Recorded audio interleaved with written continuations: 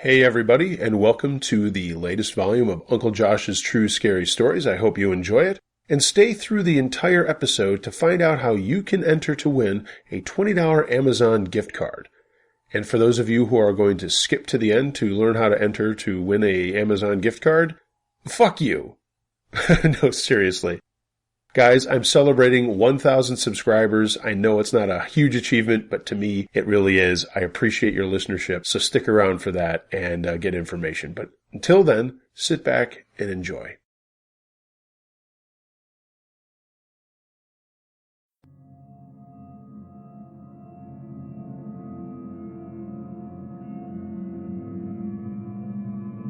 The stories you are about to hear are true.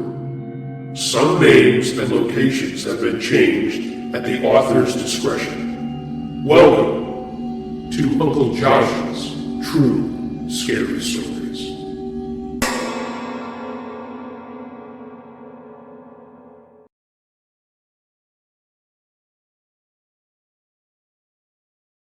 Something in the dark. I am a pretty logical person, or at least I try to be. Yet, weird stuff seems to follow me around. I'm a 19-year-old girl, and I'm just tired of being afraid to sleep. I don't know what this is, and it's been happening throughout my life. I've just gotten to the point where I'm annoyed, afraid, and sick of feeling all of those combinations. I'm hoping someone can tell me what's going on. Ever since I was little, I've always felt like something was trying to urge me to go outside late at night. Something dangerous. I don't know how to explain it. I've just always felt it. When I was about 17 is when things really started getting creepy. One night, it was really late or really early, depending on how you look at it, probably around 4 or 5, I'm not sure. I heard this god-awful voice, like something that freezes you in place, makes your hair stand up and your stomach drop. Nothing normal could sound this deep, this demonic, this terrifying. Well, it said my name.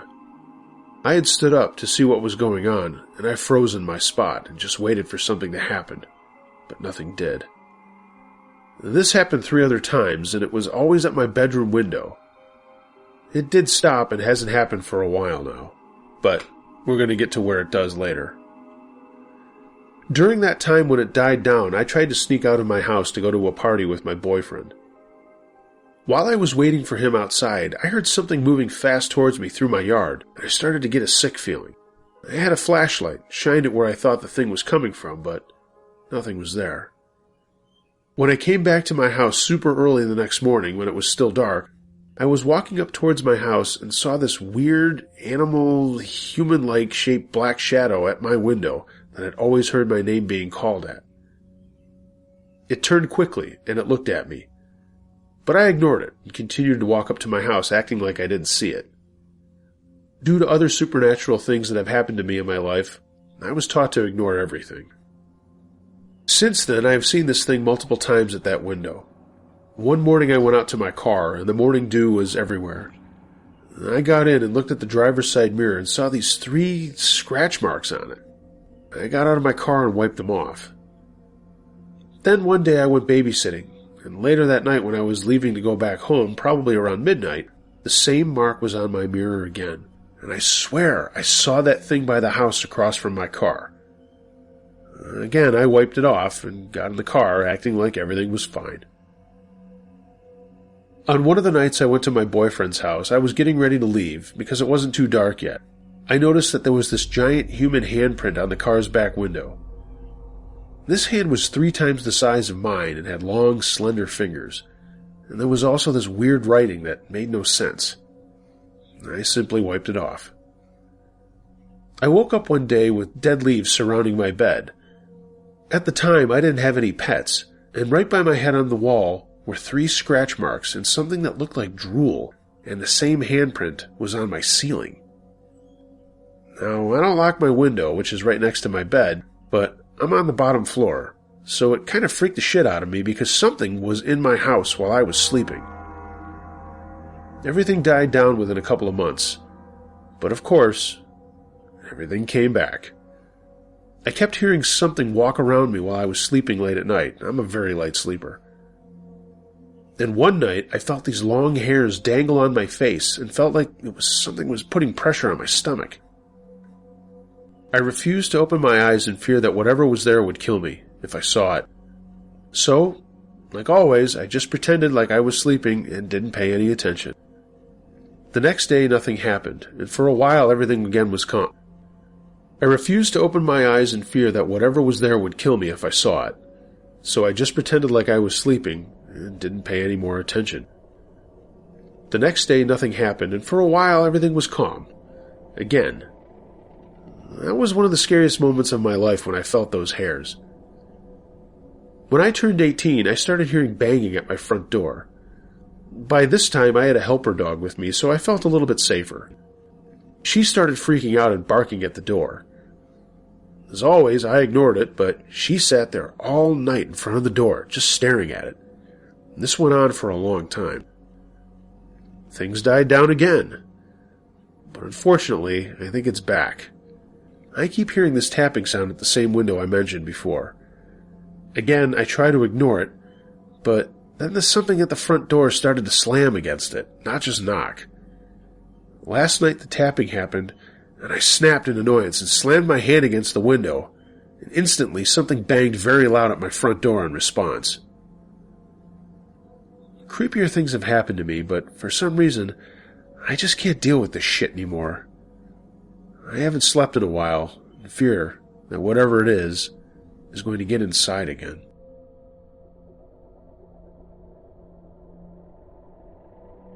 My dad thought it was my mother. This happened to my dad about 4 years ago. Summers are usually very hot in India, and not everyone could afford air conditioning, so people usually slept on the roof of their houses a lot. We also called them the terrace. This was exciting for my family, as we loved sleeping under the stars. It was like a fun family sleepover, and one night we all packed our blankets, pillows, and went to set out our beds on the terrace, and we all fell asleep. However, in the middle of the night it started getting pretty cold and windy, so my mom woke me and my siblings up and asked us to go back inside the house. My dad didn't want to leave because he enjoyed the cold air, but we all left along with my mom, and Dad was now alone on the terrace sleeping. I guess around 3 or 4, I'm not really quite sure what time it was, my dad felt like someone was sitting at his feet. He opened his eyes and saw a huge woman who was in a white gown just sitting facing towards the other side of him. He thought it was my mom and said, "Hey, what are you doing out here?" But he got no response. It took him a while to realize that it wasn't my mom because his eyes were still sleepy, and this woman was a lot larger than my mom. He tried to push her with his leg, but she wouldn't move. He felt how strong she was because my dad himself was a pretty big muscular guy, and he couldn't even get her to push away or move. He yelled at the woman saying, "Leave!" but she wouldn't respond. He said he yelled out a loud prayer and kicked her hard, and then she just sort of glided off into the dark. This freaked my dad out so bad that he came back into the house. The next day, I overheard him telling this to my mom, and that's how I found out about it. My siblings to this day don't know about this incident because I'm the only one who heard it. We still slept on the terrace a couple of times every year after that incident, but we never saw a ghost woman. Maybe she just came for my dad, but I'm glad she didn't take him.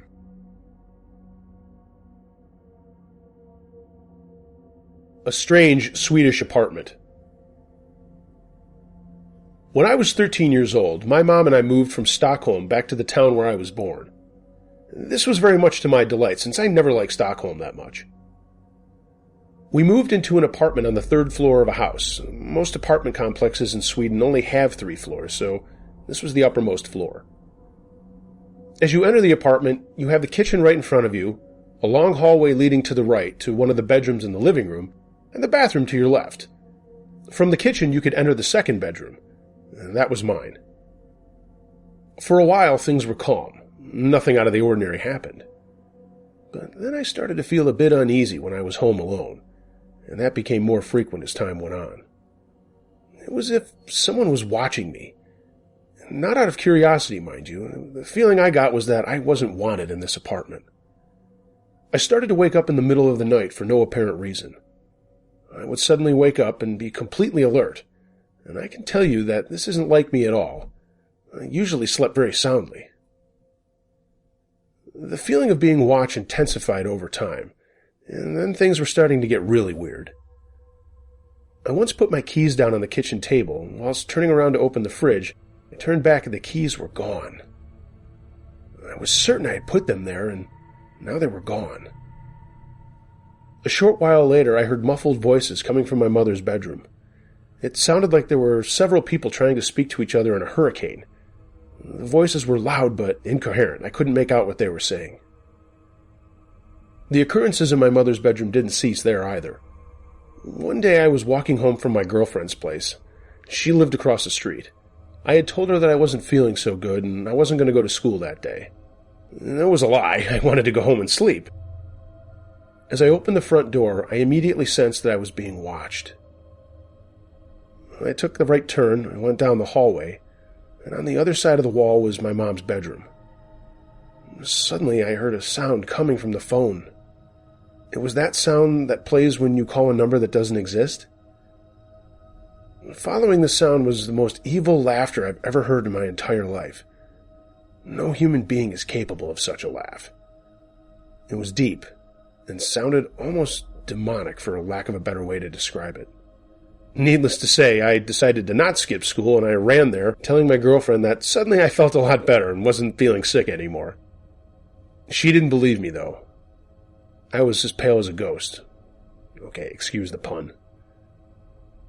Another night when I was home alone, enjoying a 3-hour session of Half-Life, that getting looked at feeling came over me again. Now, in my bedroom, the computer was in one corner, and a window was directly to the right of it, with long curtains that reached all the way to the floor. It felt like someone was standing behind me, and I could almost hear someone breathing. I quickly turned my head around, and as a reaction to that, the curtains almost flew away from their attachments. The window was closed, and the door to my room was closed as well. No wind could have made the curtains behave like that without me feeling it. It felt like someone had been standing behind me near the window, and as I turned around, it, or whatever it was, had run away, causing the curtains to move. Rumors were that a young girl had committed suicide in the house a few years prior to us moving in. I could never confirm this. I never knew which apartment she had lived in, and even if it was true. It might explain why I was the victim of these disturbances. I've heard people say that a young spirit might be more drawn to a younger person. That's a hell of a way to make friends. The number 13. It started on a sunny day in Jacksonville, Florida. I was 17 years old, out boogie boarding with 2 friends.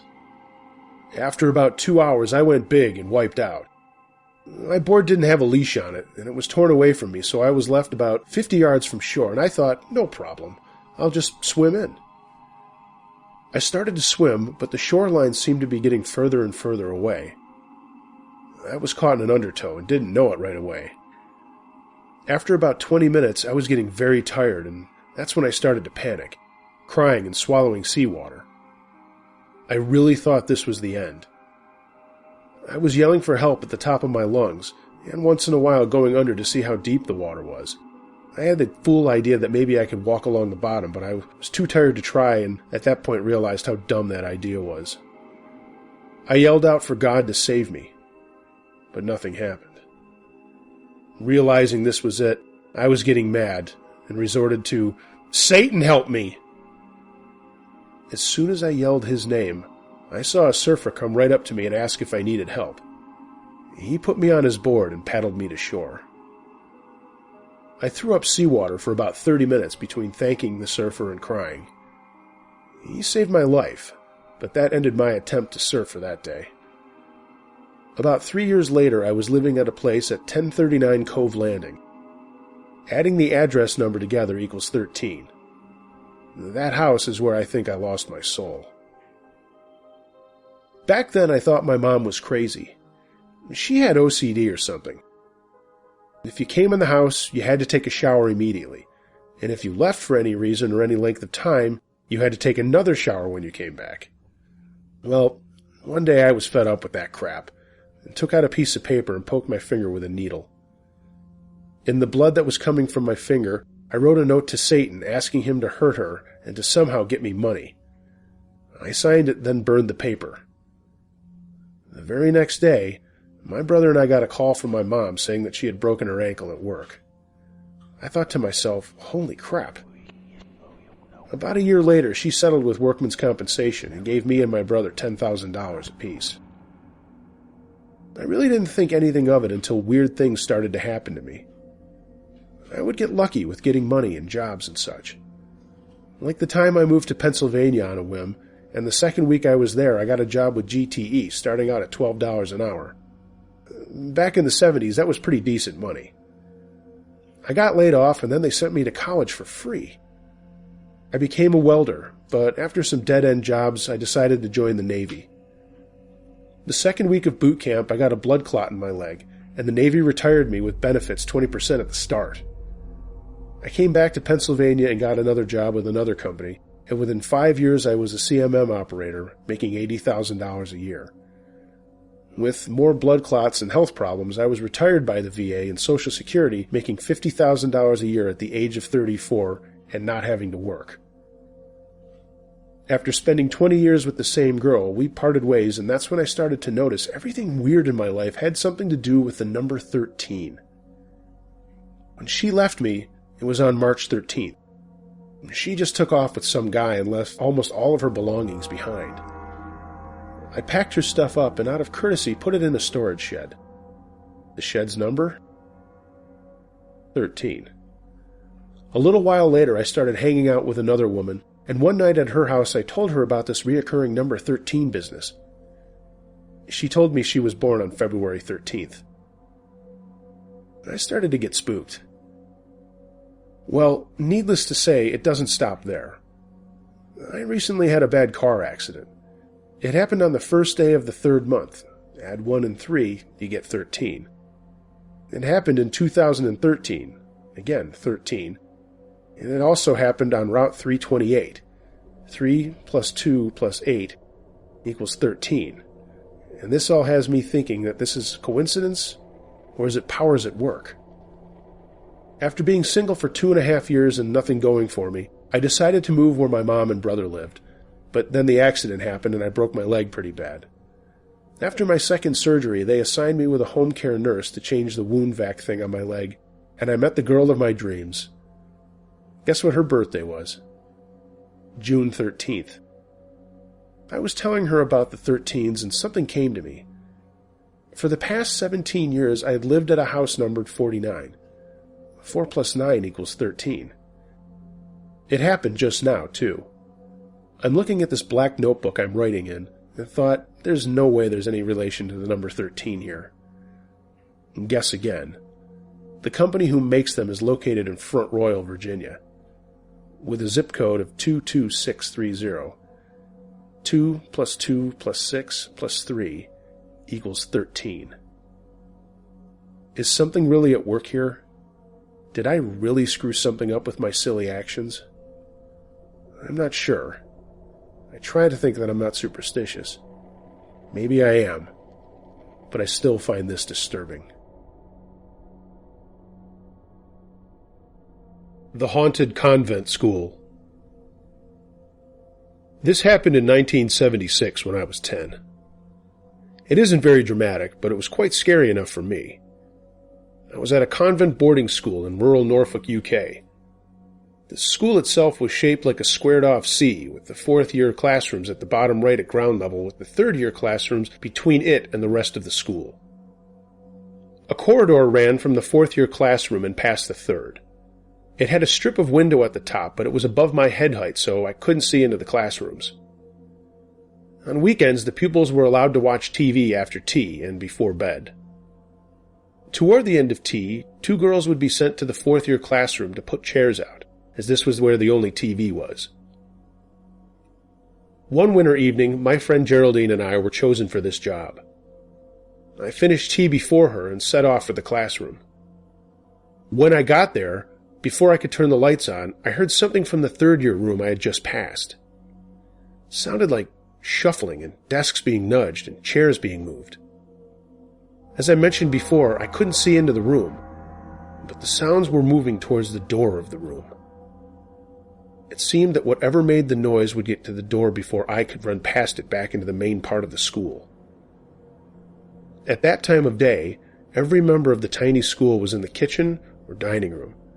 No one would be in that classroom, and no one would be in there in the dark. As I stood there, Geraldine came down the corridor. The noises stopped, and I switched the light on in the fourth-year room. I felt I had almost been trapped by something, but characteristically for me, I didn't say anything about it. We got the room ready for TV watching. Later that winter, a couple of third-year girls had permission to go into their classroom after dark to fetch something. They didn't bother with the lights. I heard this story in some detail, so I know exactly what was going on. When they went into the room, they saw a small figure that laughed at them. It was not anyone from the school, and they ran out screaming. After this, no one was allowed into that part of the school at night, and no explanation was given. I'm glad I never saw whatever it was I heard.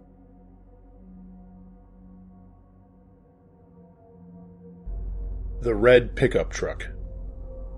So, before I get started, I'm just going to give a bit of backstory in order to help paint a better picture of my surroundings. This story is by no means any scarier or as scary as some of the stuff I've heard, but hearing those stories has made it harder to keep to myself, and I've never really told anyone what happened this night. I'm a young man, early 20s, kind of a twinkish build, in other words, a small young dude who is typically unnoticeable, and I don't come off threatening in the slightest. I also intimidate easy because I'm kind of short. Anyway, I grew up in a big city, so I'm pretty used to being aware of my surroundings, and I try to keep an ear out for any suspicious-looking people. After about 19 years in the city, I moved to a rural/suburban part of the state of Pennsylvania. Not a lot of action out here. In my town, most of the people are retired or just your average run-of-the-mill young families. There is no city life in this town. Heck, public transit isn't even 24 hours. Needless to say, at about 11 p.m., the streets are nearly deserted, with maybe a car or two driving by every 10 to 15 minutes or so. Compared to the city, that gives this town a very secluded and desolate feeling. In 3 years of living here, I haven't really experienced much. Maybe once in a blue moon I'll run into a drunk, but even they just scurry on their way home, trying not to fall over into someone's lawn. And once, I had a guy try to insist I get in his car and help him to get somewhere, but that quickly ended as another car approached and he gave up. But what I'm about to tell you was a little different. I was about to face one of the most terrifying moments of my life. The worst part is, living in such a slow-paced town had dulled my senses and taken away my ability to act quickly, the way you need to in the city. That night back in the fall, I had decided that I wanted to go to the supermarket and blow some money on frozen foods and other snacks. It was about 3 in the morning, and since I've always been an insomniac, I figured I would stock up on some junk food and just watch horror movies all night. I typically made trips like that, as the supermarket was just across the street, and it was open 24 hours. As I mentioned, people aren't really out late in my town, and if you're wandering around after midnight, you're likely the only person out there. This supermarket is part of a fairly big mall complex. The stores are all connected, with a pharmacy to the left of the supermarket and some clothing stores on the right. At that time of night, the huge parking lot was almost completely empty, save for the overnight workers at the market. I cut through the lot to make my trip a little bit shorter. After I made my purchases, I was making my way across the lot, walking back to my building, which, as I mentioned, was on the opposite side of the road. And that's when my eyes caught a red pickup truck driving up the block. I know some people feel like maybe serial killers and kidnappers all drive vehicles like that, as it's easy to stash a body in a truck bed, but in Pennsylvania, due to the farms and rougher terrain like forests and dirt paths, almost everyone drives a truck of some sort. So it didn't strike me as any kind of red flag, and I didn't give it any more thought. I was watching the truck mildly as I made my way to it. I was planning on passing him in the street he was going on to get home. He drove up to the red light, and that's when I noticed the driver's weird behavior. His windows were extremely tinted, so I couldn't see for sure who or what was inside the truck, but he was repeatedly tapping the gas pedal. It looked like he was either in a hurry or drunk or maybe falling asleep. He would occasionally let go of the brake and then step back on them, feeling the truck jerk forward, because for the remainder of the red light, the truck kept inching forward little by little. The light went green, and the truck stood there. That's when I started to feel uneasy. It wasn't inching. No turn signals were flickering, and it was as if the driver was parked or was distracted by something. At this point, I'm still inside the parking lot, but walking along the border of the street he was on. And that's when I think he noticed me, as I was the only moving object in the lot. I'm not sure if I upset him in staring at him as I walked, but when the light went red again, he ran it. He made a right, driving along the top border of the lot, only he didn't follow the road out or even enter the lot through the entrance. It was like he was angry or just totally confused because he made a very sharp right after turning right at the light. He cut through the trees and grass borders of the lot, and as the truck lurched and hopped its way into the lot, he immediately whipped into my direction and cut his headlights. And this made me turn around completely. I slowly walked backwards, not taking my eyes off the general direction of where he had entered. There were no lights. No street lights, no parking lot lights. This made me lose any common sense, and fear took over instantly.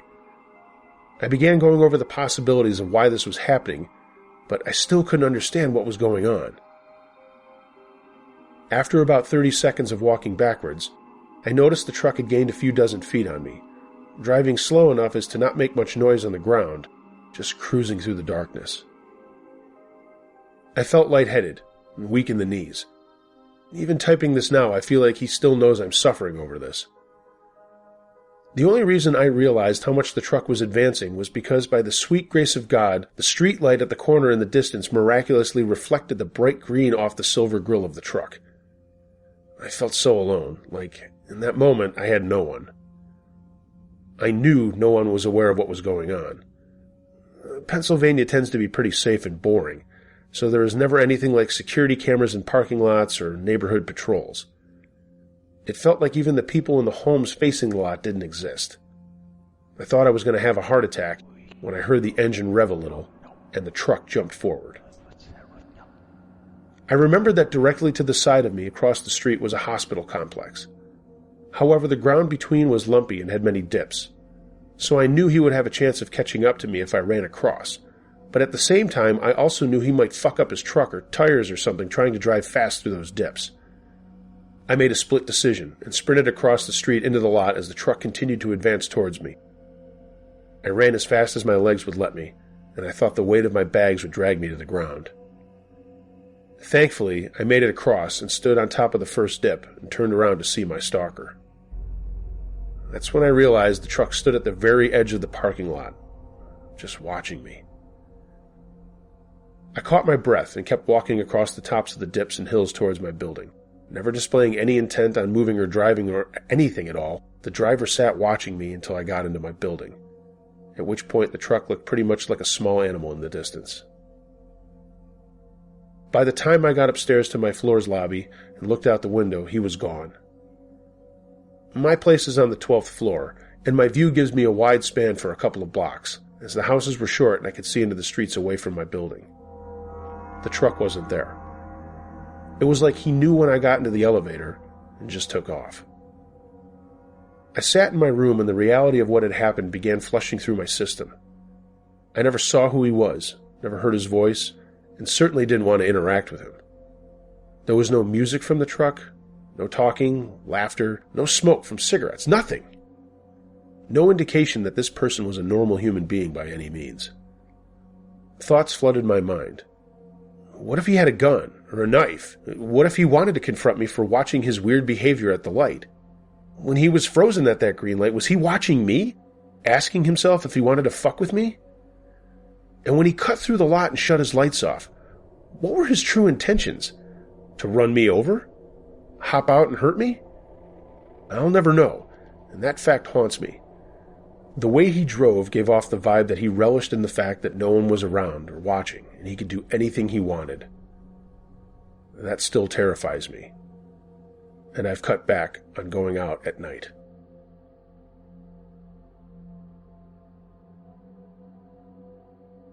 The Unknown Crawler.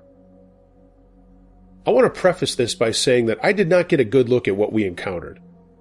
I only caught a glimpse of it, and I don't want to make any assumptions on what it may or may not have been. 2 of my friends and I used to be stationed at Fort Bliss in El Paso, Texas, and we decided a Memorial Day camping weekend would be a good idea. So we took a trip up to Monju Peak outside of Ruidoso, New Mexico. We planned to stay for 3 nights, the first 2 of which were very relaxing. On our first day there, we were deciding where to set up our tents. We found loads of bones from various animals, not mounted up or anything like they were being collected, but just bones all around the campsite. The campsite had about 5 places to pitch tents over about 300 square meters because of the bones. We decided to pitch our tents on the highest point at the campsite. On the 3rd night, it was well after sunset when all noise from the woods died out. I'm not sure how long it was silent before me and my friends broached the subject, but it wasn't long after that the hair on the back of my neck started to stand, followed by goosebumps all over my body. I could see my friends starting to get jittery. We could hear the 2 dogs from a nearby campsite going absolutely apeshit. They were very relaxed and happy dogs for the last 2 days, so this was odd. We had also made decent acquaintances with the couple who had the dogs, and they had lunch with us on day 2. The other 2 groups that were camping at the same time had gone silent as well. The car was about 60 meters from our campsite, and we unanimously decided to go get our rifles, AR-15s, and we also picked up our 9mm pistols. On our way back, we started to smell a rotting, fetid stench. I don't know if anyone has ever had to burn feces before, but it smelled like that, mixed with death. It was awful. We got back to our campsite and decided to post guard all through the night. 1 man up, 2 asleep, or at least resting. I volunteered for the first shift because I knew I wasn't going to get any rest at all. We had plenty of firewood for the night. I kept the fire blazing as much as I could because I figured that if it was some sort of animal, if it saw the fire, it wouldn't be too interested in messing with us. I kept my back to the fire so I could maintain good night vision. The forest to the southwest of our camp was pretty burned out, but there was a steep change in elevation. Once you got into the tree line, it was very steep, but not impassable by any means, but also not somewhere you need to be walking at night. Behind the trees, I noticed a stark white shape. I shouldered my rifle, and it didn't move at all. I assumed it was a tree partially hidden behind another one. I started scanning the tree line with a flashlight because I smelled that the stench was even stronger than before. As my beam passed over what I thought was the obscured tree, I saw eyes shine from the white shape. And as soon as I registered what I was seeing, it disappeared behind another tree. I debated investigating, but instead just roused my friends, and we all scanned the forest together.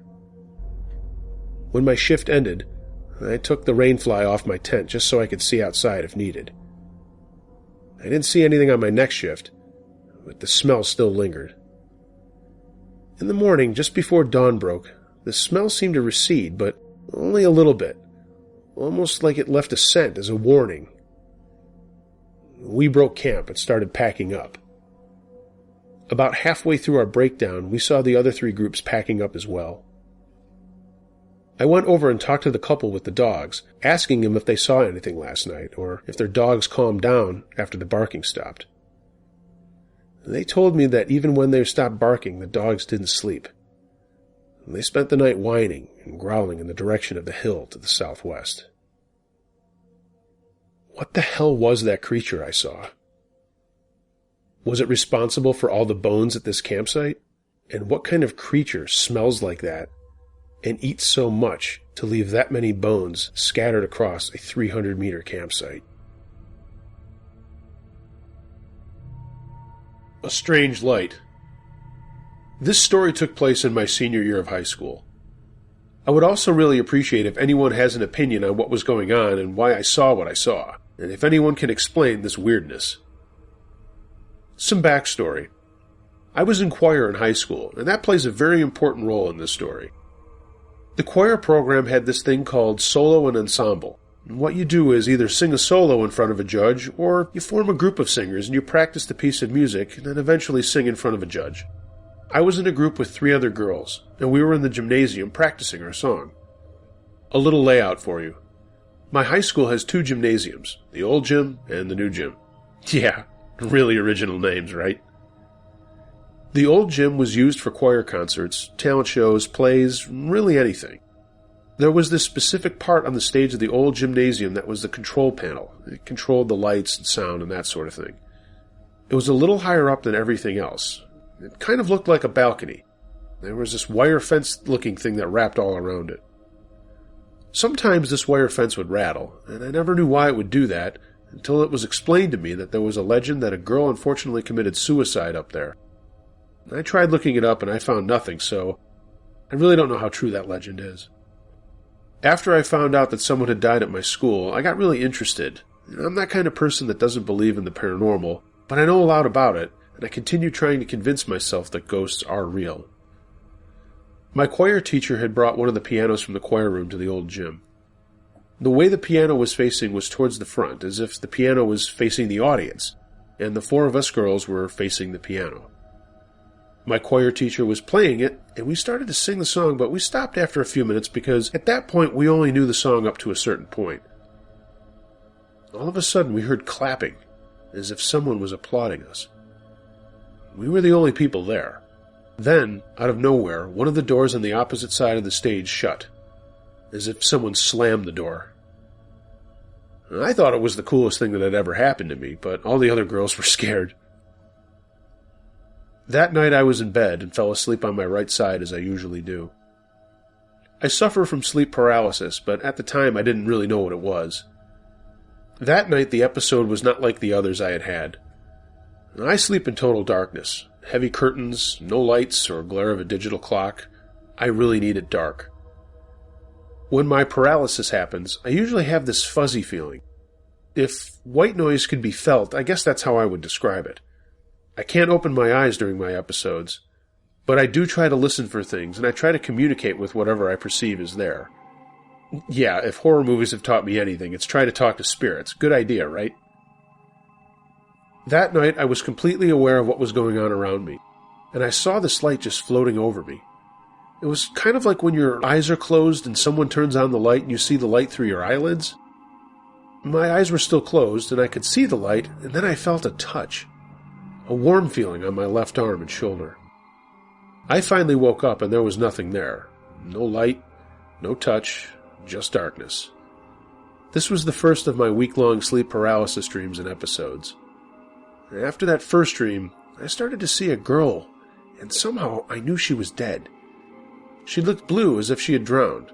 She also looked really familiar, but I couldn't put my finger on it.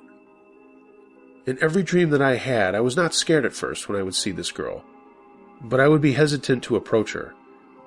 And then I would follow her, but she'd get further and further away from me.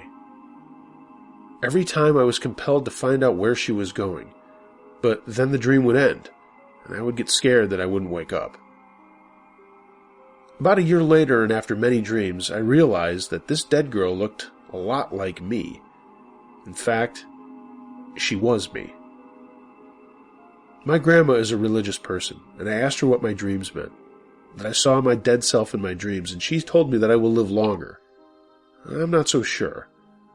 I still don't really know what my dream means. What the light means, what the touch means, and what seeing myself dead means.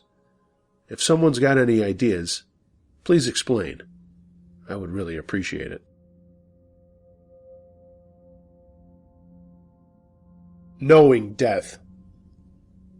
My siblings and I decided to throw a 70th birthday party for our mother in March of 2000. It was to be the first big celebration in the family since our father's death in 1995. It was going to be a big party. 5 of us children, husbands and partners, grandchildren with and without partners, great-grandchildren, extended family, lifelong friends, caterers, a marquee, the whole works. My siblings decided I should give the speech as I am the most outgoing of the tribe, even though I am the youngest. During the speech, I began to feel a bit lightheaded and stumbled over my words for a few moments. Probably just a second or two. I felt my then-husband grab my hand to steady me and quickly finished my speech. Once it was over and our mother had thanked everyone, my husband pulled me aside to ask if I was okay because apparently I didn't look well to him. I told him that this would be my mother's last birthday. I wished that if I had had her at 71, I would have her until she was 101. But I knew, just simply knew, that this was to be her last birthday with us. He said don't be ridiculous, but I knew in my heart it was the truth. Unlike my father, who experienced a long, drawn-out, and painful death, my mother, apart from the odd cold, had always experienced good health, and also apart from a couple of slight ailments courtesy of her age, she was in great health. I knew I couldn't keep this knowing hanging around me and dragging me down, so I simply filed it away. I also knew I could not do anything to stop it. On a Tuesday in December of 2000, I received a phone call from one of my sisters telling me Mum had suffered a suspected stroke and was in hospital undergoing tests to determine the extent of the damage. I rushed to Sydney to be with her. She was alert, but it was obvious rehabilitation was necessary before she could go home. On the following Sunday night, Mum experienced a massive stroke again, which took her life the following Wednesday. When I saw my estranged husband, we had separated 6 weeks before Mum's passing, I yelled at him, "I told you! I told you!" And he just held me and said he remembered. I have only had this feeling one more time, and it was with a friend's stepfather. We were at his 60th birthday celebration, and I told my friend, "Remember that knowing I had about my mother?" He looked at me and nodded. Later he asked, "How long?" I said I didn't know, but it was only 3 months later that we were attending his stepdad's funeral. I have felt many things before, but these two knowings were much more powerful, and I knew I wasn't able to stop their outcomes. Perhaps it was because I was so close to my mum, and so much like her that made me read her. Or maybe she or someone else was trying to prepare me. Why I was able to read my friend's stepdad? I don't know. I'd only met him a few times previously. But maybe I was supposed to prepare his stepson. I do know that I never wish to experience this type of knowing again. Kawi Mau. My name is Kevin, and I'm from Canada. And this story took place in July of 1997 when I was living in Hong Kong. I lived with a relative of mine in an apartment complex. We would visit some of the sites in and around the city and spend lots of money. One day, my relative, my mom, and me decided to go to one of the tourist sites that contained a cemetery. We arrived pretty early, but to our surprise there were already lots of people there that day. I walked around looking at tombstones and wondered about the designs, as some tombstones were designed for specific reasons. The Chinese are deeply superstitious about these things. While I was walking by myself, I heard what I thought was my mom calling me. I turned around and walked over to where she was standing and asked her if she had called me. Her answer puzzled me. She said no. If she hadn't called me, who did? That night, as I was lying in bed, about to shut off my lights, I heard my name being called again. I got up and went outside of my bedroom, thinking it was my mother again. I walked past my parents' room and peeked in. They were sound asleep. I thought nothing more of it and went back to my bedroom. I spent a good 2 hours awake thinking about the voice I heard, when all of a sudden I heard it again. This time I was really scared, and I didn't answer the voice. It kept calling me, until it just stopped. The next morning I told my parents and relatives what had happened to me the previous night. My uncle looked at me shockingly and said, "Kawi Mau." My mother used to tell me, when you hear someone calling your name, don't answer back until you know who it is who's really calling you, or you will meet up with Kawi Mau.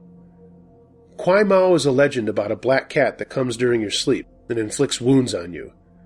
Sometimes it will meet you in the day, and it will actually come to take you away. It is said to be evil and will call out to its victims, waiting for a response. If a victim responds, the cat takes that as an invitation and will attack. I think it's best that I explain the origins of Kawi Mau. Anyway, I think it's best that I explain the origins of Kawi Mau. Kawi Mau used to be a living person that was cursed by evil and was doomed to roam the earth for eternity as a black cat. The only way it can find rest is to feed on humans, and it can only do so if it is invited when it calls out to its victims by their response. The person who was cursed or the evil presence was not identified in the stories that I've heard or read. Needless to say, we all assumed it was only a story. It bothers me to this day, because I'm not sure if I encountered a Kawi Mau.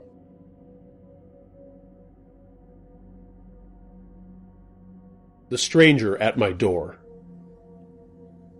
This happened about 3 weeks ago. I'm a slightly paranoid person as it is, and I'm glad I listened to so many scary stories about creepers because they probably helped me make a safe decision. I'm a small woman in her early 20s, and I live alone in an apartment with my cat on the second floor of a building that I just moved into a few months ago. There are 2 doors one must enter to get inside my apartment. The first is outside, leading into the building, and the second is obviously my apartment door itself. Tenants have keys for the outside door, which has only one lock, but the actual apartment doors have both locks and deadbolts. Otherwise, any visitors must be buzzed in to be allowed inside. For some clarity, there are 8 apartments per building in my complex, with an outside door on either side of the building. Mine is closer to the back, and is situated directly above a currently empty apartment. My downstairs neighbor to the left is my age, the only neighbor I'm really close with, but she's often away staying with her boyfriend. And this means that while I live technically near others, my apartment is slightly isolated.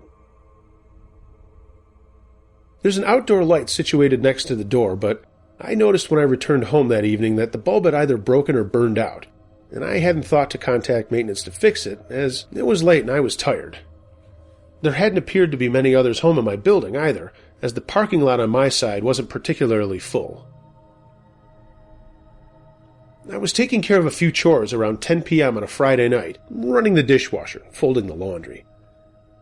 I'd had a long week at school, and I had arrived home probably an hour to an hour and a half before this. My cat was keeping me company as I puttered about.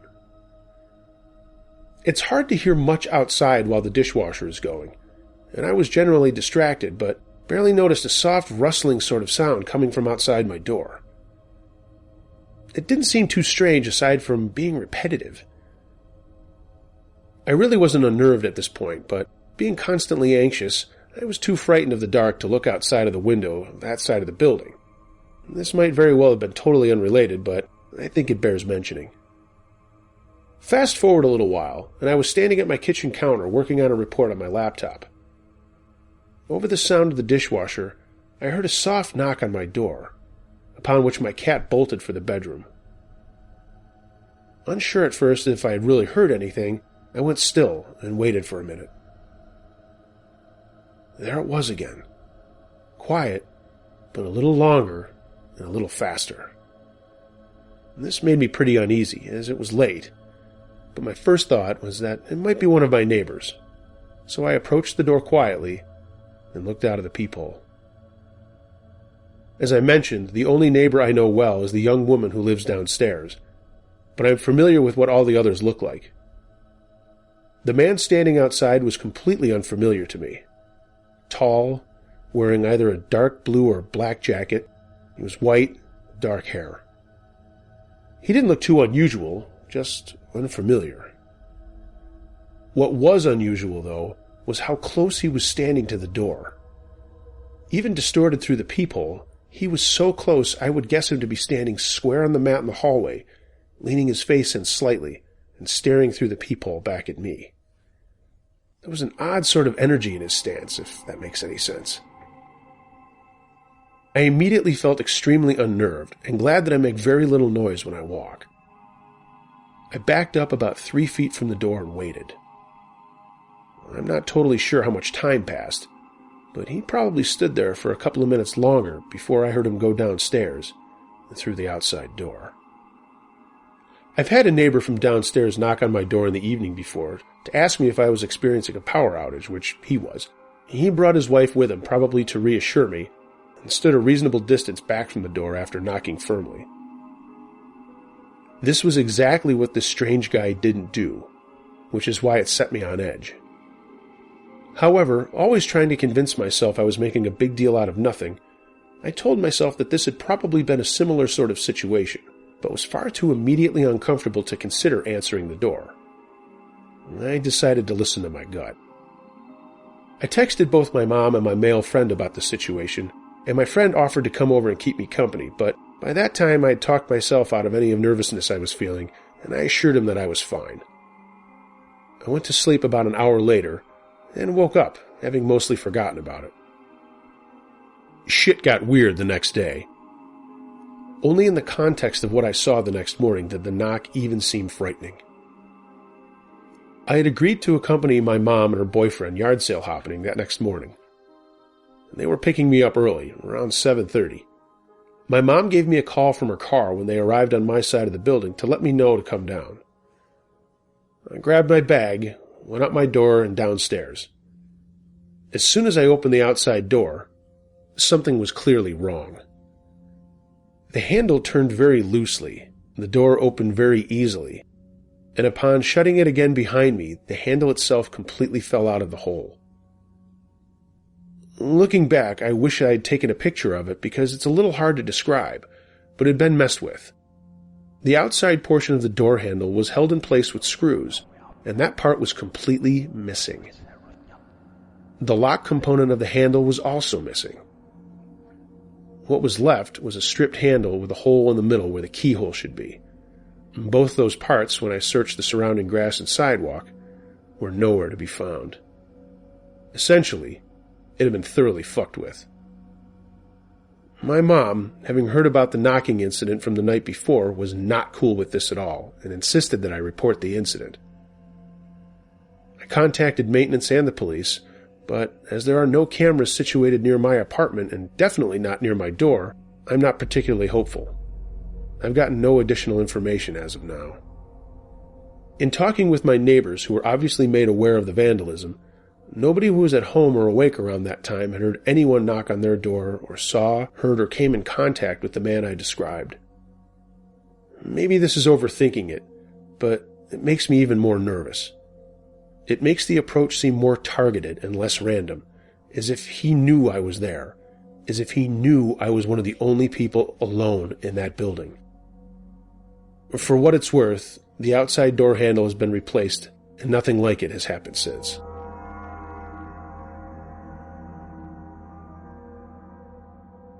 Was it pure evil in the night? I read an article from this website that suggested that whatever anyone's ghost experience is, what they see is a mirror of their own emotional states. I wholeheartedly agree with this, based on my own experiences. Those who have an inclination to react in fear or listen to their cultural inclination to label things as evil are usually experiencing what's best described as nightmares. I would have to estimate the most vivid experience I have of the black entities as something that happened when I was around 14 years old, which would place it around 1990. Prior to that, I don't recall anything weird happening to me, although my parents assure me I gave them the creeps when they were viewing an old house for sale when I was much younger. I'm told I stopped halfway down a hallway and pointed at an empty corner asking, "Who is that?" Anyway, my experience was very vivid. And despite that, some of what happened toward the end left me wondering if I was as awake as I first thought. I woke up in the middle of the night. Everything was dark, and there was no sound. There was a really strong static sensation. It felt like my head was tingling, kind of like pins and needles. I could almost feel the direction it was coming from. In the corner of the room, above my old TV set. If I were to describe it better, it felt like pure evil, It was an oppressive feeling, like it was getting heavier and heavier, closing in on me. I looked over there and strained my eyes. Above the set, the shadows were pitch black. The TV screen was a dark gray, like it had been switched on a couple of minutes ago and was nearly faded. I noticed my head started to feel heavy. There was enough light to just about make out my room from the moonlight through the curtains. I let my head rest on the pillow again, but that moving, tingly feeling or something made me look up again. And with some effort I strained up, feeling like I was super tired and really heavy, and I looked down at the bottom of my bed. What immediately followed was pure fear. I saw 2 heads and shoulders poking over the bottom of the bed. I would guess that placed them at about 3 feet tall, assuming they weren't kneeling. They were jet black, like shadows, or no light was escaping them at all. The only exception was their eyes. They glowed red. They had black pupils, and it looked like small black dots floating around in their red eyes like lava lamps. I immediately lay down and pulled the quilt over my head and pulled my feet up. I remember breathing rapidly in panic, and it was hot under the quilt, and I felt sweaty. Admittedly, I was a little more logical than most kids my age. Read that as being a nerd. And despite the fear, I had a fast train of thoughts kick in. The static I'd read something about recently. Something about people feeling an evil presence in certain strong fields. Suddenly it hit me. I was being an idiot. There is no such thing as an evil field. I mean, how can the air be evil? I mean, what the fuck is evil after all? Man, I'd been duped by my own body. Then I questioned the rest. Their appearance. What if that was all just bullshit stories too? Should I be judging them as evil just because kids are taught dark is evil? It crossed my mind that whatever they were, perhaps they were alone or something. Perhaps they were reaching out, only to be met with this fear and rejection. I felt sorry for them. I lost all concern for myself, and I still felt a bit frightened, but I sat up anyway and looked at them with warmth.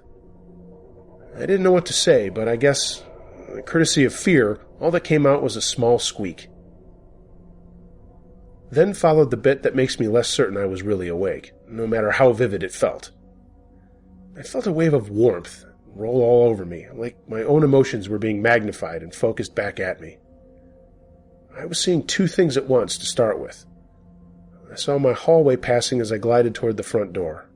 At the same time, I saw a dark corridor lined with weird creatures. Some like apes with long, different-colored hair. Something had long tentacles or something, but they all passed by in a blur. I saw our front garden vividly lit by moonlight and looked up at a bright star. Then it changed in an instant. I stepped forward. I guess that's the best way to say it. It's like I was there all along, in the same room, but all this stuff was below me, not in height, but like it was layered where I was standing. Either way, I wasn't in the garden a moment later. Well, I'm not sure if I was, but I was in a cavern of light and orange-yellow colored rocks. This cave had a gradual dome to it, and at the front with a rock to the left, but there were people there. I say people, but they were more like children. Their heads were big for their sizes, maybe 50% bigger than average, with smooth features. I don't recall noses, and their mouths were small and straight. It's their eyes I was focused on again. They were big, but beautifully blue, and there was something weird about them, like they had double irises, another ring or something. They all approached like they were welcoming a lost father, and again, such a warm feeling from them. Then it was gone. It stopped.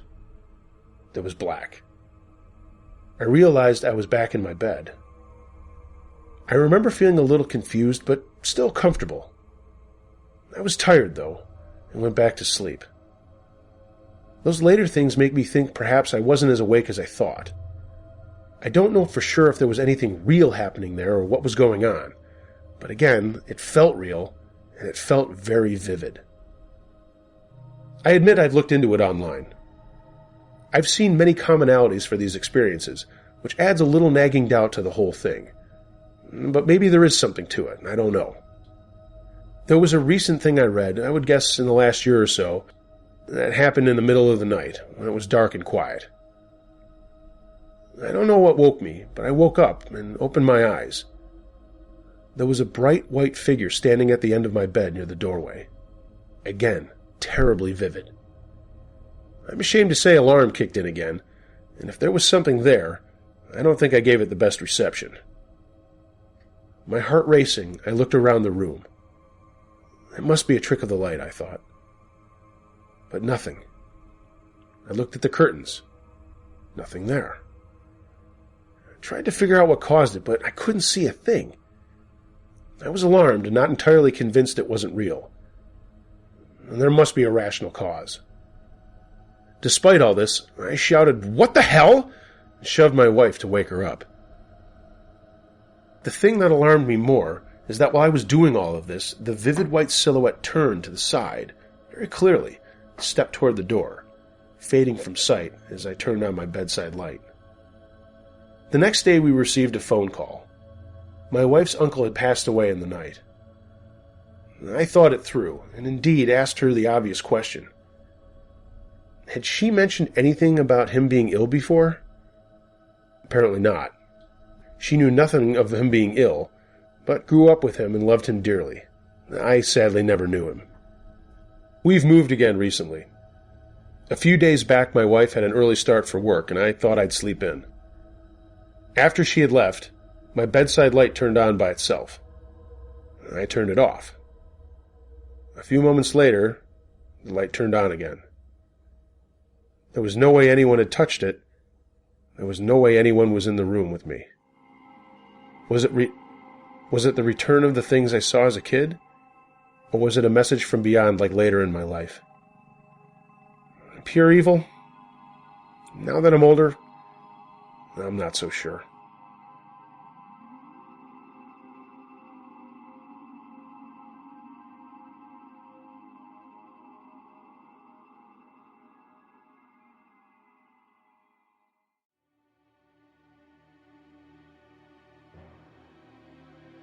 Hey gang, thanks for listening.